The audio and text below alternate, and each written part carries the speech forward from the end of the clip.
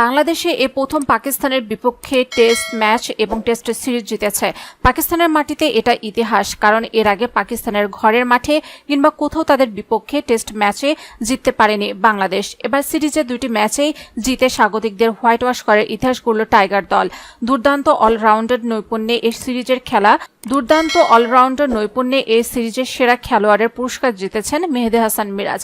যে কোনো ক্রিকেটারের জন্য সিরিজ সেরা হওয়ার অনুভূতি অন্যরকম, তবে সেই মুহূর্তে মিরাজ স্মরণ করলেন অন্য এক বিজয়ীকে।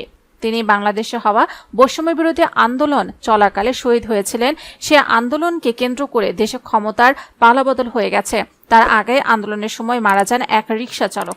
সিরিজ সেরা হয়ে পুরস্কারের অর্থ তার অসহায় পরিবারকে দেওয়ার ঘোষণা দিয়েছেন মিরাজ।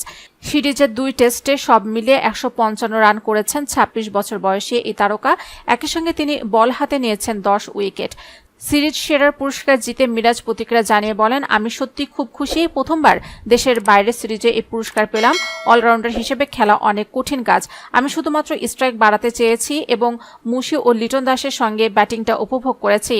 5 উইকেট পেয়ে অবশ্যই আনন্দিত, তবে এর চেয়েও ভালো করার চেষ্টা ছিল। আমি টি-20 বিশ্বকাপে খেলিনি, ফলে ঘরে কাটানোর মতো কিছু সময় পেয়েছি এবং ওই সময়ও আমার প্রতি ম্যানেজমেন্টের প্রচেষ্টার জন্য অনেক কৃতজ্ঞতা। সিরিজ সেরা হয়ে টাইগার এই অলরাউন্ডার 5 লাখ পাকিস্তানের রুপি অর্থ পুরস্কার পেয়েছেন।